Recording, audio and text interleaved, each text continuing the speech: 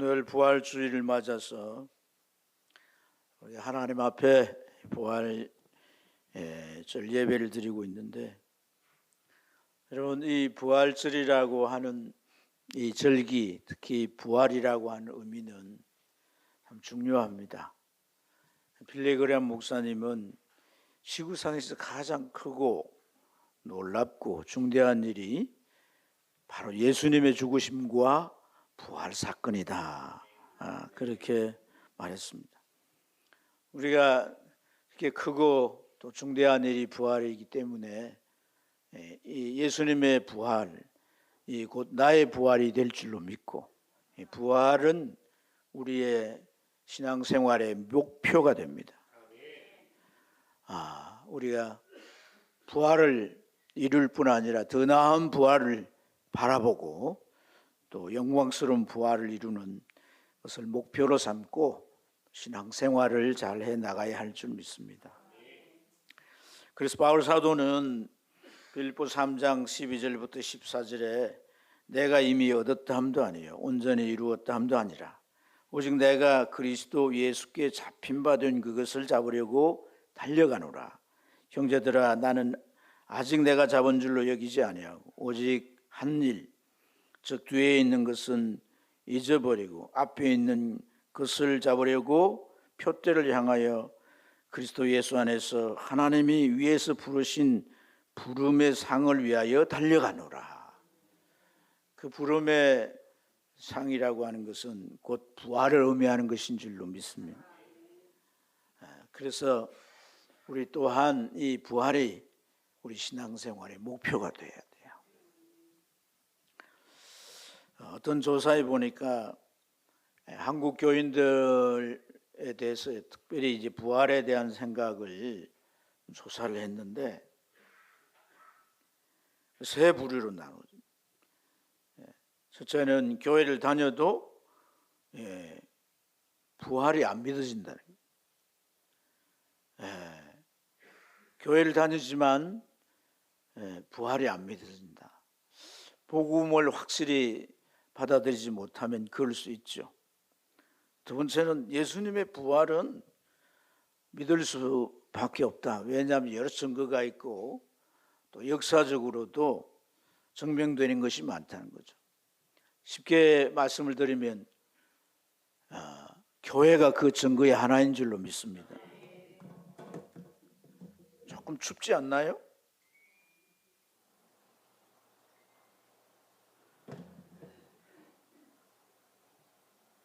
교회가 어떻게 세워졌느냐? 전도로 세워졌잖아요. 전파라는 표현으로 오늘 12절에 말씀하고 있는데, 그 전도라고 하는 내용은 바로 예수님의 죽으심과 부활이 증거되는 것인 줄로 믿습니다. 그래서 그 전도가 되지 않으면 또 기독교를 받아들여서 믿을 리가 없고, 그러기 때문에 교회가 세워질 리가 없죠. 교회 안에는 많은 사람들이 2000년 역사 동안에 신앙생활을 해왔고, 그들이 예수 믿고 신앙생활을 하면서 수많은 체험과 고백들을 하고 있어요. 이 속에서 예수 그리스도로 말미암는 그 수많은 일들이 정말 그 예수님의 부활을 반증해 주는 것인 줄로 믿습니다. 토마스 아놀드라는 분이 그 옥스퍼드 대학교 역사학 교수인데 그런 얘기를 했어요. 나는 여러 해 동안 과거 역사를 연구하고 그 사실을 조사하고 기록한 문헌과 또 유물 이런 것들을 고정하여 그 사실 여부를 확인해 왔다.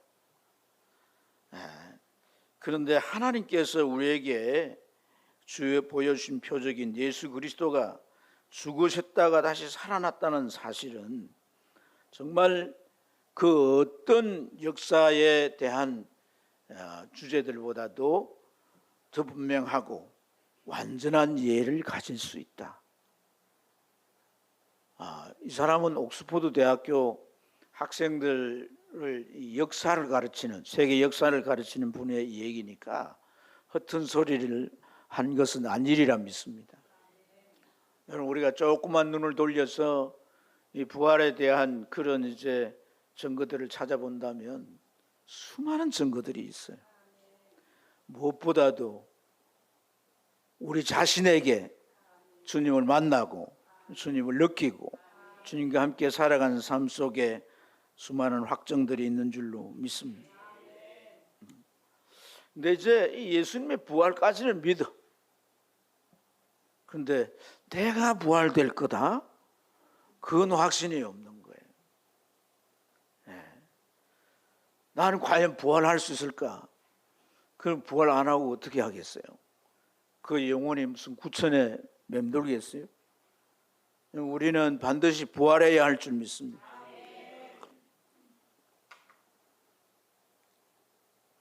우리의 생의 끝은 주님 앞에 가는 것이고, 그리고 우리가 부활되는 것이고, 부활함으로 우리는 천국에서 영원한 삶을 살게 되는 것이기 때문에 부활은 천국 삶의 시작입니다.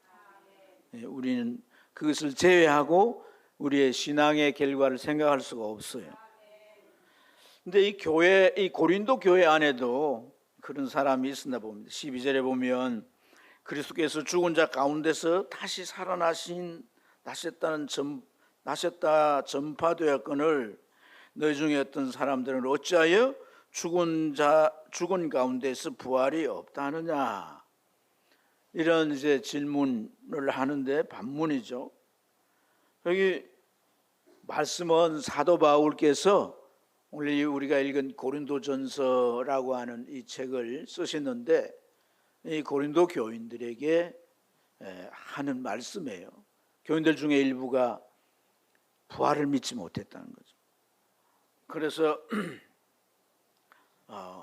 부활이 증거돼서 예수를 믿게 됐는데, 그래서 교인이 됐는데 부활이 없다고 말한다면 그건 무슨 소리냐, 심각한 말이죠. 사도 바울은 부활하신 예수님을 만난 이후에 그는 변화되게 되고 주님께로부터 세움을 받아 이방의 복음을 전해서 교회를 세우는 사도가 된 줄로 믿습니다. 고린도 교회 역시도 바울 사도가 복음을 전해서 교회가 태동된 거예요. 그런데도 이제 그 복음의 진리를 듣고 가르침을 받았는데도 지금 딴소리를 하니까 심각하게 여기고 이 15장에서 부활에 대한 전반적인 것을 기록해 놨어요. 그래서 오늘 저는 여러분들과 함께 이 말씀을 전하면서 그 필요에 따라서 이 15장을 하나씩 살펴보면서 말씀을 나누고자 합니다. 그러므로서 우리가 나의 부활 신앙을 재점검하고 또 확실하게 확립해서 흔들림이 없는 부활 신앙을 가지고 여러분 신앙생활이 정말 뚜렷해지기를 축복합니다. 몇 가지를 제가 한 세 가지를 나누고자 하는데, 첫째는 예수님께서 부활하신 것은 하나님께서 우리 인생에 대해서 궁극적인 문제들을 해결하신 것이라는 거예요. 여러분, 이 궁극적인 문제가 뭐냐면 우리 먹고 사는 것도 중요합니다. 그러나 정말 우리 인생의 중요한 문제는 이 죄와 죽음의 문제입니다. 이 궁극적인 문제를 하나님은 해결하기 위해서 예수 그리스도를 이 세상에 보내신 줄로 믿습니다. 그래서 12절에 그리스도께서 죽은 자 가운데서 다시 살아나셨다 전파되었거늘, 이 복음이 주님이 죽으셨다가 다시 살아났다. 복음의 핵심은 바로 주님이 왜 죽었냐는 것이고, 그리고 부활하셨는데 그 부활의 의미가 뭐냐는 것을 정확히 이해하고 아는 것인 줄로 믿습니다. 그래서 복음을 받아들였다라고 하는 것은 유대인들에게는 예수님이 메시아라고 하는 것이 여겨졌다는 것이고, 우리들에게는 구원자로 여겨진 것이란 말이에요. 그래서 이 고린도전서 15장 3절 4절에 보면 이런 표현이 나와요. 성경대로 그리스도께서 우리 죄를 위해 죽으시고 장사 지냈으나 성경대로 사흘 만에 다시 살아나사. 여기 성경대로란 말은 이렇게 이해하면 되는 거예요. 예언대로 조금 더 쉽게 설명을 드리면 하나님의 약속대로. 무슨 약속이 있냐? 하나님께서 자기 백성 이스라엘과 온 인류를 구원하기 위하여 메시아 되신 구세주를 보내시겠다는 거예요. 그래서 우리 죄를 해결하고 그를 영접함으로 우리에게 영원한 생명이 있게 하신다는 그러한 약속이죠. 약속. 그런데 예수님 만약에 죽으시고 끝났다면은 사실 메시아로 그렇게 인정을 하지 않을 수도 있습니다. 왜냐하면 예수님처럼 이스라엘 역사를 보면 선지자들 가운데도 기적과 표적을 행한 사람들이 있잖아요. 심지어 죽은 자를 살리는 그런 기적도 있단 말이에요. 그러니까 예수님이 하신 말씀이나 또 그가 행한 그런 이제 이 기적들을 행한 과거의 선지자들이 있었지만 그들은 다 하나같이 죽고 끝났어요. 무덤이 다 있어요. 예수님은 뭐예요? 빈 무덤이에요. 부활하셨어요. 그 부활하신 주님을 만날 때에 사람들은 이분이 진짜 메시아다 확실해지게 된 것인 줄로 믿습니다. 그래서 하나님이 보내신 메시아, 그가 죽음은 그냥 십자가에 처형된 게 아니라 우리 죄를 위한 심판이고 우리 죄값을 담당하신 일이다, 이렇게 믿어질 뿐 아니라 그가 부활하심으로 죄의 결과인 이 죽음, 영원한 멸망을 해결했다라고 하는 것이 이제 딱 제시되는 것인 줄로 믿습니다. 여러분, 세상에는 많은 종교들이 있고 그 종교들마다 죽음 너머의 문제를 설명하라고 시도해요. 죽음 너머. 우리가 죽음 이유는 잘 모르잖아요. 알 수가 없잖아요. 그죠? 네. 그래서 종교들은 죽음 너머를 어쨌든 이 설명해 보려고 하면서 나름대로 그에 대한 이제 해결안을 제시합니다. 그래서 이것을 행해라, 이렇게 나를 따르라, 그러면 영원한 생명이 있다, 그렇게 가르쳐요. 그런데 사실 이 죽음 이유를 생각해 볼 때 그 죽음 이후 막닥떨어져서 내가 죽어보고 그리고 그 이후에 일어나는 일들을 내가 겪어봐야 할 일이지, 어떤 가르침을 통해서 확실히 그렇구나 그렇게 받아들이기가 쉽지 않죠. 그러나 예수님이 죽음 이후에 죽으셨어요. 분명히 십자가에. 그리고 사흘 후에 부활하셨어요. 12 제자에게 보이시고 그를 따르던 무리에게 다 보이시고 500년 문도들에게 다 보이셨습니다. 심지어 그를 재판했던 빌라도도 황제 가이사에게 보고서를 올릴 때 예수 그리스도가 부활했다는 그러한 얘기가 지금 이 팔레스틴 땅에 다 퍼졌다, 그런 기록이 그게 있어요. 여러분, 당시 예수님이 부활했다라고 하는 것은 공공연한 그러한 이제 소식이었다는 걸 우리가 알 수 있습니다. 그래서 죽었으나 다시 부활했다라고 하는 이것을 통해서 바로 이 죽음 이유를 말씀해 주시는 것이고, 그리고 죽음의 문제를 해결해 주시는 것입니다. 죽음 이후의 생명, 영원한 생명에 대해서 부활을 통해 확인해 주셨다는 거예요. 그래서 예수님이 죽으시고 부활하셨다, 이것을 우리가 설명할 때 그의 죽으심은 우리의 죄를 해결하기 위해 죽으심이고 그의 부활은 이 죽음의 문제를 해결하는 것이라는 거예요. 우리가 죽음이라고 할 때 생리적인 죽음이 있습니다. 생물학적인 죽음 말이에요. 호흡이 멈추어지고 몸이 싸늘하게 식어갑니다. 그래서 시체가 되는 거죠. 장례를 치러 땅속에 묻거나 화장을 하거나 그러면 땅속에 썩어가거나 그냥 가루로 남는 거예요. 이게 생물학적인 죽음이에요. 성경은 이 죽음을 강조하는 게 아닙니다. 이러한 죽음을 포함해서 더 중요한 게 뭐냐? 죽음 이후의 문제예요. 죽음 이후는 반드시 하나님 앞에 심판받게 되는 겁니다. 이 세상에 살면서 지은 모든 죄가 반드시 심판될 것이고, 그래서 영원한 멸망에 처해지게 되는 것이에요. 그래서 성경에서 말하는 죽음은 멸망을 말하는 거예요. 멸망을 말하는 거예요. 주님은 이것을 해결했다는 것을 성경 우리에게 가르쳐 주고 있습니다. 그래서 이 부활을 믿지 못하면 우리가 전파한 것도 헛것이고, 너희가 믿는다고 하지만 믿음도 헛것이고, 너희는 여전히 죄 가운데 있는 거다 라고 말씀해 주고 있습니다. 부활에 다 걸려 있는 거예요. 부활신앙을 가지시기 바랍니다. 부활신앙 있으세요? 부활신앙을 가져요. 두 번째는 이 부활신앙을 가지는 것은 우리에게 아주 서너 가지 중요한 실질적인 필요를 제공해 줘요. 자, 우리가 부활이라고 그럴 때에 좀 현실감이 없잖아요. 그죠? 현실적으로 좀 느껴지지 않는다. 그래서 부활이 뭐 우리가 살아 승리되는 것도 아니고, 예수님처럼 또 죽어야 그 때가 돼 부활되는 것인데, 이 부활이라고 하는 것은 사실 어떤 면에서 죽음 이후의 문제고, 현실적인 것은 그렇지 않단 말이죠.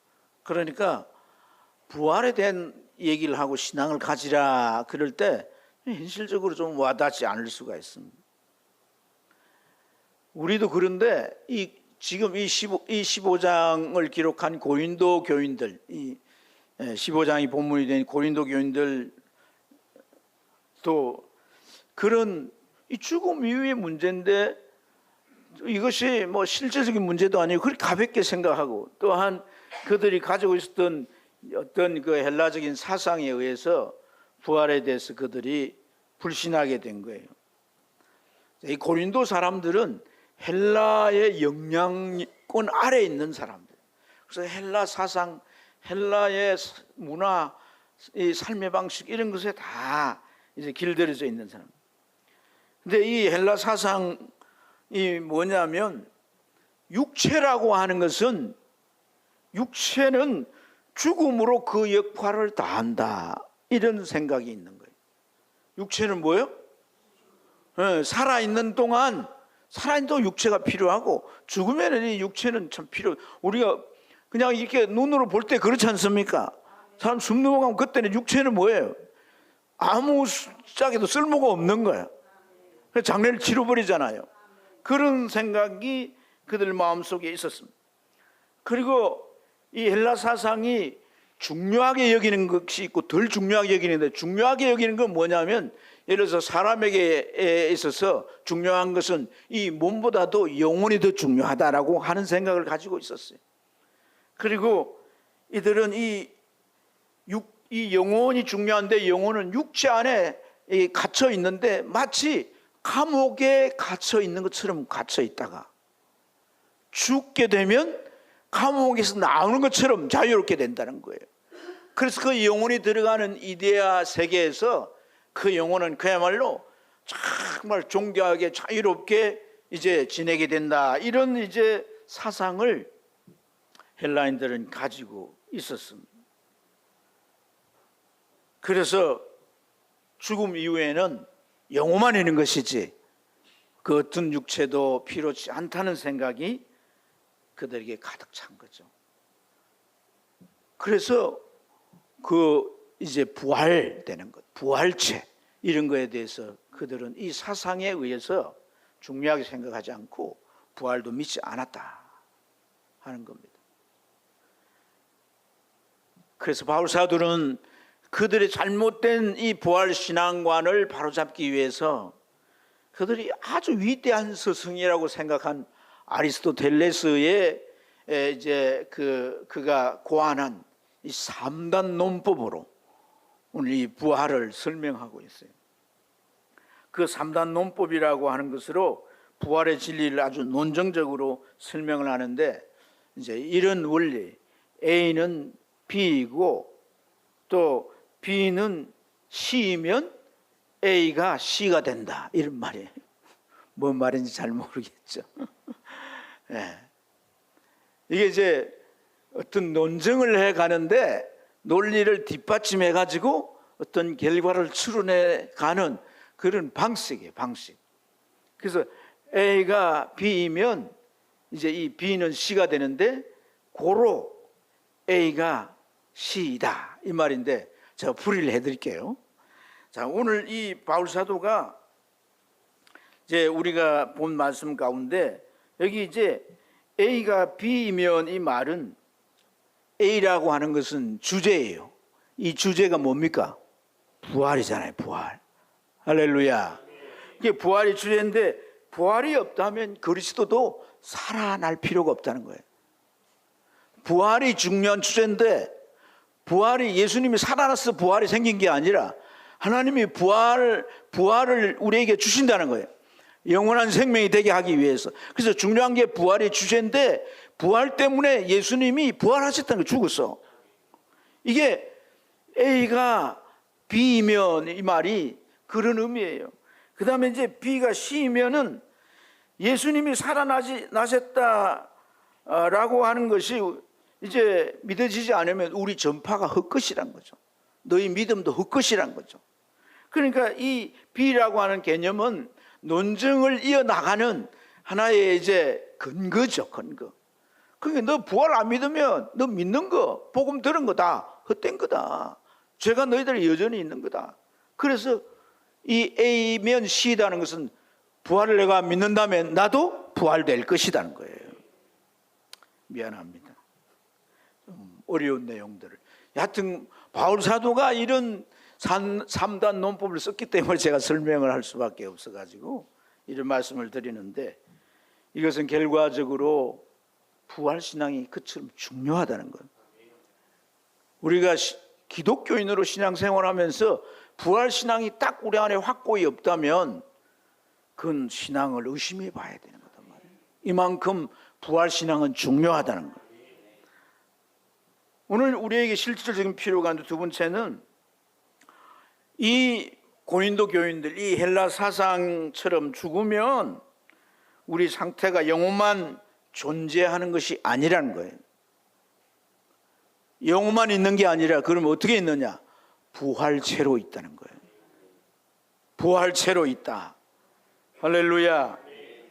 그래서 오늘 우리가 이 15장 다 읽지는 안 했지만은 이 부활의 때가 될 때 나팔이 불리게 되고, 그때 우리가 홀연히 부활의 몸을 입으면서 변화될 것이다. 그때는 이 육체와 같이 아니하고 신령한 몸으로 예수님처럼 바뀌게 될 것이다. 이렇게 말씀하고 있습니다. 이것은요, 하나님께서 창조할 때 오직 인간에게만 하나님께서 이 부활체가 되게 하는 것이, 하나님의 부활체의 형상을 입도록 하는 것이 하나님의 창조의 의도 속에 있다는 거예요. 그것을 오늘 바울 사도는 어떤 행체를 가지고 설명을 하고 있어요. 세상에는 많은 행체가 있다는 거예요. 각각 동물의 행체가 있고, 물고기의 행체도 있고, 날아다니는 새의 행체도 있고, 식물의 행체도 있겠죠. 이런 행체는 땅에 속한 행체란 거죠. 또 하나의 행체가 있는데 하늘에 속한 행체가 있다는 거예요. 하늘에 속한 행체라는 것은 공중의 어떤 행체를 말하는 게 아닙니다.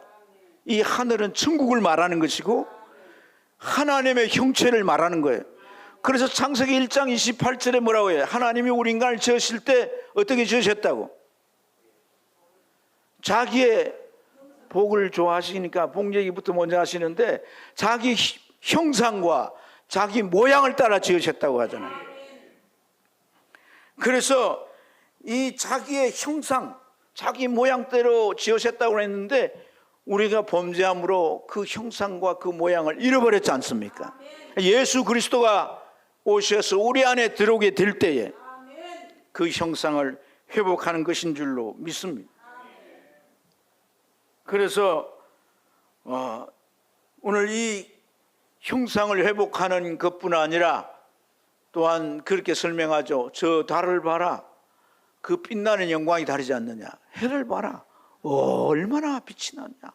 온 세상을 환하게 비춰주고 있지 않느냐. 그처럼 부활의 영광이 다르다는 거예요. 부활체를 입게 될 때 우리가 각자 다른 영광을 가질 수 있게 된다는 것입니다. 할렐루야. 그래서 바울 사도는 이 부활체를 입는 것뿐 아니라 그 부활의 영광이 얼마나 중대하고 귀한 것인지를 그가 깨닫고 이걸 강조하고 있는 거죠.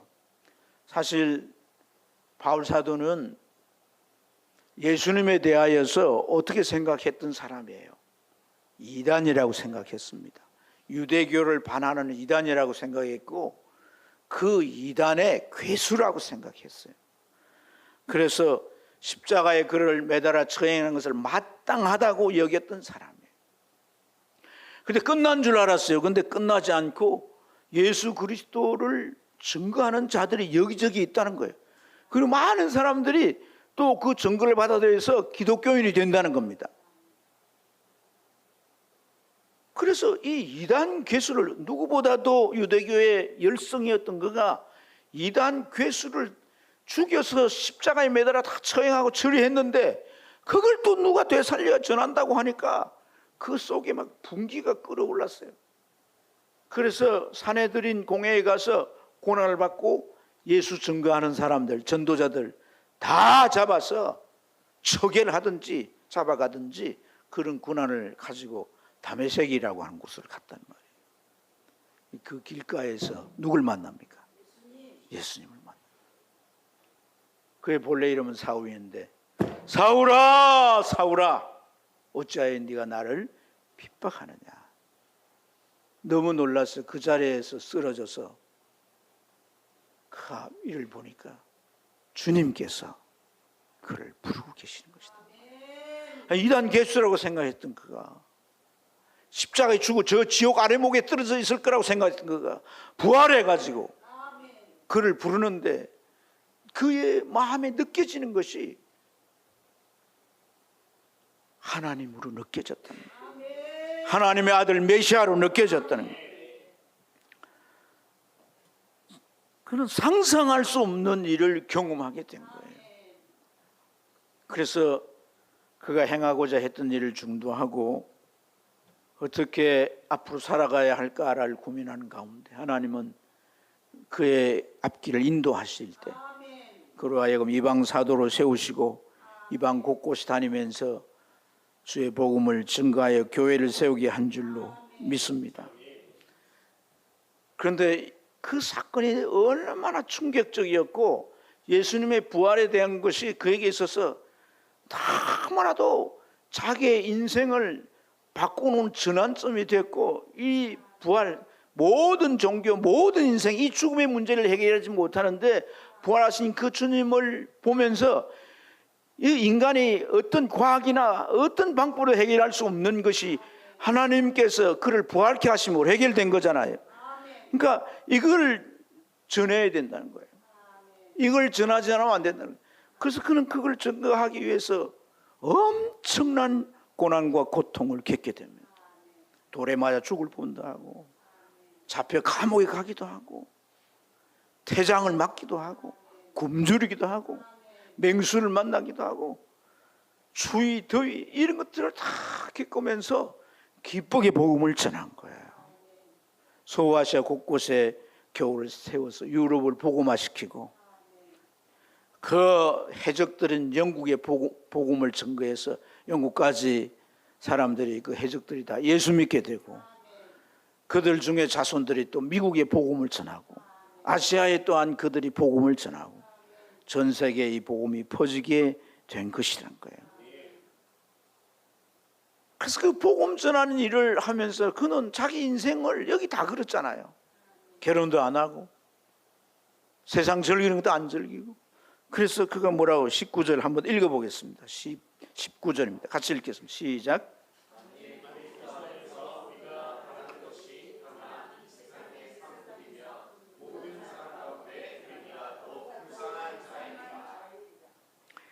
모든 사람 가운데 우리가 더욱 불쌍한 자예요. 여러분, 오늘 이 부활의 영광이 너무 크기 때문에, 너무나 이것이 확실하기 때문에 모든 것을 다 버리고 이 부활이 자기 인생의 목표가 되어서 주님을 증거하면서 그 일에 헌신한 것인 줄로 믿습니다. 부활이라고 하는 그 실질적인 필요는요, 우리에게 있어서 진짜 중요한 것이 뭐냐면요, 우리의 삶을 새롭게 만든다. 새롭게 만든다. 22절 말씀에 아담 안에서 모든 사람이 죽은 것 같이 그리스도 안에서 모든 사람이 뭘 얻고? 삶을 얻으리라. 할렐루야. 그러니까 아담 안에서 모든 사람이 죽은 것 같이, 이 말은 아담 안에서 우리가 사는 것처럼 부모에게 태어나 지금까지 살아온 삶, 이러한 삶이 아닌 부활하신 예수님을 우리 안에 모셔드릴 때 전혀 다른 삶을 얻게 되는 것이라는 말씀인 줄로 믿습니다. 예수 안에서 새로운 삶. 그래서 여러분, 바울 사도는 이걸 씨로 피우해요. 예수님을 우리가 영접하는 것은 부활하신 예수님이 씨가 되어 우리 안에 들어온다는 거예요. 그러면 어떻게 됩니까? 그 씨가 돋아나서 새 싹이 나오게 되죠. 그죠? 그래서 그 씨의 행태인 꽃이 되고 열매가 되지 않습니까? 우리가 새로운 삶을 산다는 것을 마치 그렇게 비유하고 있다는 거예요. 예수님을 우리 안에 모셨어요. 그래서 그 예수님으로 인하여서 우리가 변화라고 하는 새로운 삶을 만들어 낸다는 것입니다. 35절부터 45절까지 그 씨와 형체에 대해서 설명하는데 바로 그걸 말해요. 씨를 심으면 그 씨가 다시 나는 것은 그 안에 뭐가 있기 때문이야? 생명이 있기 때문에. 할렐루야. 그리고 그 씨에서 다시 난 그러한 모든 것은 다름 아닌 뭐의 형체란 거예요? 씨의 형체란 거예요. 우리의 옛사람, 우리의 정말 부족한 모든 모습들, 허물과 죄된 모습들이 예수가 내 안에서 점점 영향력을 끼치고 예수로 충만해지게 되면 그 씨의 형체, 예수의 형상이 우리 안에 나오게 되는 줄로 믿습니다. 그래서 그리스도인이라는 말이 그런 말이에요. 그리스도인. 당신을 보니까 그리스도 같소, 이 말이에요. 네. 할렐루야. 45절 말씀에 기록된 바 첫 사람 아담은 생명이 되었다함과 같이 마지막 아담은 살려주는 영이 되었다는, 우리가 새로운 삶으로 살게 되는 그러한 영으로 주님은 우리 안에 역사하는 것인 줄로 믿습니다. 그래서 이러한 체험들이 다 있기 때문에, 이런 체험들이 있기 때문에 칼빈은요 그런 얘기했어요. 이게 신비한 연합이다. 그러니까 세상 사람들은 이런 얘기를 들으면 뭔 말인지 이해가 안 되고 그 말을 이해할 수 없으면 답답해 견딜 수가 없는 거예요. 근데 여러분, 이 말씀이 이해가 됩니까? 공감이 됩니까? 그렇다라고 막 느껴져서 마음에 감격이 됩니까? 구원받은 거예요. 부활하신 예수님이 여러분 안에 계시기 때문에. 할렐루야. 이 신비한 연합. 그래서 우리가 부활신앙이 왜 우리에게 이런 실질적으로 중요한 것인가를 새롭게 깨달기를 주의 이름으로 축복합니다. 사랑하는 여러분, 마지막으로 우리가 살아가면서 정말 이 부활신앙이 확실해져야 할 줄 믿습니다. 부활신앙이 확실해지길 축복합니다. 지금의 이름은 그 온누리교회인데 그 교회가 개척될 때는 이름이 연예인교회라 그랬대요. 그 교회 개척하신 분이 이제 하영주 목사님 돌아가셨죠. 이 하영주 목사님이 연예인들을 대상해서 복음을 전해가지고 한 사람 한 사람씩 믿게 됐는데, 오면 이분이 이제 개발한 성경 공부 교환을 가지고 공부를 하는 거예요. 성경 공부를 하는데 이 성경 공부를 이제 할 때 이제 뭐 이렇게 과거에서가 1과 2가 쭉 해갈 거 아니에요. 한 번은 이제 예수님의 부활에 대한 걸 이제 공부하는 그 과인데, 이 한 목사님이 이제 공부하는 모인 그 반원들에게 그렇게 말했대요. 예수님 부활 후에 첫 마디가 뭐였을까요? 부활하셔서 어떤 말을 했을까요? 이렇게 물었더니 뭐 사람들이 돌아가면서 대답하기를 뭐 각자가 이제 아는 대로 대답을 했어요. 그런데 구봉서, 코미디언 구봉서 있잖아요. 구봉서 씨가 코미디언이니까 제자들 보고 그랬을 겁니다. 어쨌든 유령처럼 몸을 흔들면서 애들아 내 몸이 보이니? 보이니? 이렇게 말했다는 거예요. 참 이분이 코미디언이니까 그렇게 표현하겠지만은 어찌 보면 사실적인 표현이겠죠. 네. 여러분, 부활하신 예수님을 봤느냐 못 봤느냐? 세상 사람들은요, 못 봤으니 어떻게 못 믿지, 그렇게 말할 수 있을 거예요. 그러나 봤느냐 못 봤느냐가 믿게 되는 기준이 아닙니다. 믿어지게 되는 역사 또한 아니란 거예요. 여러분 눈앞에 부활하신 예수님을 봤다고 여러분들이 다 믿는 게 아니잖아요. 하나님은 부활하신 예수님을 믿도록 하는 방법을, 그 방식을 두 가지를 만드셨어요. 첫째는 뭐냐면 예수님이 죽음에서, 무덤에서 나와서 부활하셨었는데 부활하셔서 며칠 동안 계셨어요. 40일 동안 계세요. 40일 동안 계시면서 첫 번째는 막달라 마리아에게 보이셨지만 그 후에 제자들에게 다 보이세요. 갈릴리로 다 모이라 해서 12제자에게 다 보이세요. 40일 동안 또한 많은 사람들에게 보였는데 바울 사도는 한 500년 문도가 예수님이 이제 부활의 성천하에 가는 그 모습을 다 지켜봤다, 그렇게 이제 증언하고 있죠. 그런데 그들을 일컬어서 뭐라고 표현하면 첫 목격자 그럽니다. 목격자. 목격자는 어떤 권한이 주어져요? 재판정에서도 뭐 할 수 있어요? 증언을 할 수가 있는 거예요. 아멘? 지가 목격했기 때문에 증언하는 거예요. 그런 권한이 그에게 부여했다는 거예요. 목격했다라고 하는 것에 대한 신뢰감을 그렇게 부여하는 것이단 말이에요.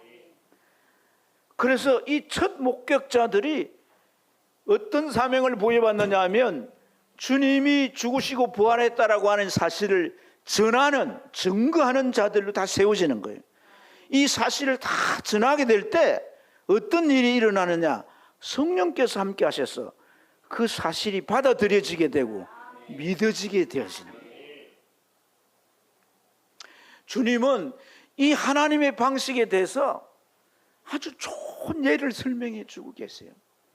요한복음 20장을 보면 예수님의 12제자 가운데 도마라는 자가 있었어요. 근데 다른 제자들은 다 예수님 부활 봤는데, 목격했는데 도마가 못 본 거야. 그러니까 제자들이 막 예수님 봤다고, 부활하신 줄 만났다고 이러니까 뭐 기분이 어쨌는지는 모르겠지만은, 난 만나주지도 안 해서 섭섭해서 그랬는지도 모르겠지만, 나는 말이야 내 눈으로 보고 내가 만져봐야 내가 믿지, 절대 안 믿어, 이렇게 말했다. 그런데 제자들이 날 한 곳에 모였을 때 주님이 딱 나타나신 거예요.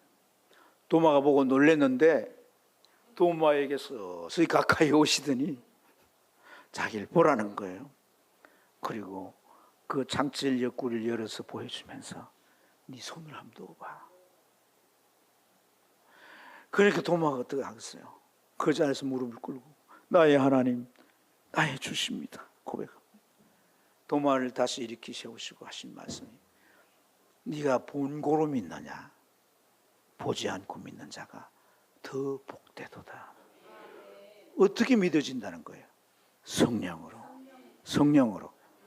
그 왜 복된다는 거예요? 믿어지는 순간 성령이 그 안에 들어가는 거예요. 부활체 대신 예수님이 그 안에 들어가는 거예요. 그래도 복되다는 거예요. 사랑하는 여러분, 예수님이 부활하시고 그 다 목격하고 성령을 통해 선거받아 믿는 이러한 자들도 있었지만 구약 시대에 이 부활을 믿고 바라보는 신앙으로 살았던 사람들도 수없이 많습니다. 믿음의 조상 아브라함은 하나님의 어느 날 그 믿음을 시험하기 위해서 자기 아들을 제물로 바치라는 거예요. 모리아산에 올라가서 그 아들을 갖다가 이제 제물로 바치려고 하는데 그 마음이 어떻게 했어요? 아들을 죽이는 거잖아요. 제물로 태워서 하나님 앞에 드리는 거잖아요. 이 일을 하나님이 시켰다는 것조차도 이해도 안 되지만은 어떻게 그걸 감당합니까? 하지만 믿음의 조상답게 그걸 감당합니다. 근데요, 히브리서 11장 19절에 그가 어떤 마음으로 그렇게 했는가? 하나님께서 네 독자 이삭을 통해 네 자손이 번성하게 될 거다는 그 약속을 믿었다는 거예요. 그렇기 때문에 내가 죽여도 하나님은 다시 살리실 거다. 왜냐하면 내 안에 태가 닫히고 나도 생산할 수가 없는 나이에 이 자식을 주었다는 것은 하나님은 무에서 유를 창조하셨다는 거예요. 하나님이 이 일을 이루실 것이라고 그는 믿었기. 그래서 아들을 향해 칼을 들고 내리 꽂을 수가 있었다는 거예요. 꽂는 순간에 하나님이 아브라함아 멈추라. 그 믿음을 시험하시고 대신에 숯불에 걸려있는 수양을 대신 제사로 지냈는데 그 수양이 바로 예수 그리스도를 예표하는 것인 줄로 믿습니다.